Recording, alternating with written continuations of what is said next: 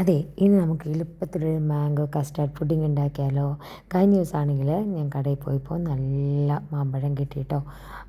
ഇപ്പോൾ മാമ്പഴ സീസൺ എല്ലായിടത്തും കഴിഞ്ഞുകൊണ്ടിരിക്കുകയാണെന്നറിയാം. എന്നാലും ഉള്ളവരൊക്കെ ഇതൊന്ന് ട്രൈ ചെയ്ത് നോക്കണം കേട്ടോ.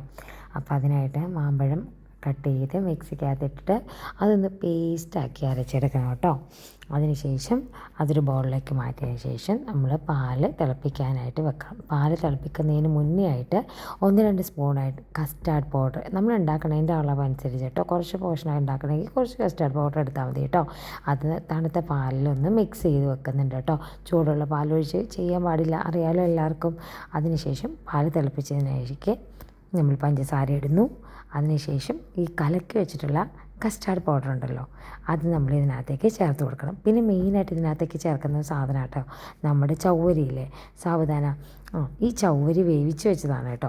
ചവ്വരി നല്ലപോലെ വേവിച്ചത് നമ്മൾ ഈ പാലിലോട്ട് അങ്ങ് ഇട്ട് കൊടുത്ത് മിക്സ് ചെയ്തെടുക്കുകയാണ് കേട്ടോ.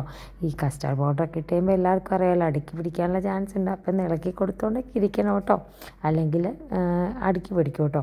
അതിനുശേഷം അത് മാറ്റിയതിന് ശേഷം നമ്മൾ ഈ അടിച്ച് വെച്ചിരിക്കുന്ന നമ്മുടെ മാങ്ങ പേസ്റ്റ് ഉണ്ടല്ലോ, അത് ഇതിനകത്തേക്ക് ഇട്ടതിന് ശേഷം നന്നായിട്ടൊന്ന് മിക്സ് ചെയ്തെടുക്കണം കേട്ടോ.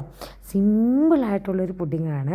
ഇതെല്ലാവർക്കും ഇഷ്ടപ്പെടും. ഒന്ന് ട്രൈ ചെയ്ത് നോക്കട്ടെ. ഒരുപാട് സാധനങ്ങളും വേണ്ട, കുറച്ച് പഞ്ചസാരയും മാങ്ങയും ഈ ചവ്വരി പാലും കസ്റ്റർഡ് പൗഡറും മാത്രം മതി. ഇതിനകത്തേക്ക് വേറെ ഒന്നും ചേർക്കുന്നില്ല കേട്ടോ.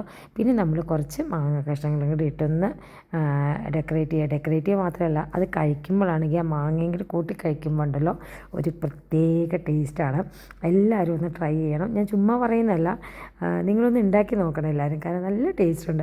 നമ്മുടെ സാവധാനം ഉണ്ടല്ലോ, നമ്മുടെ ചവ്വരി, അത് ഇടയ്ക്ക് ഇങ്ങനെ കഴിക്കുമ്പോൾ കടിക്കുകയൊക്കെ ചെയ്യുമ്പോൾ ഉണ്ടല്ലോ ഒരു വല്ലാത്ത ഫീലാണ് കേട്ടോ. അപ്പോൾ ഒന്ന് ട്രൈ ചെയ്യണേ. പിന്നെ എൻ്റെ വീഡിയോ കാണുന്നവരെ എന്നെ ഒന്ന് സപ്പോർട്ട് ചെയ്യണം കേട്ടോ. ഒന്ന് സബ്സ്ക്രൈബ് ചെയ്തൊന്ന് സപ്പോർട്ട് ചെയ്യണം കേട്ടോ. Okay, thank you.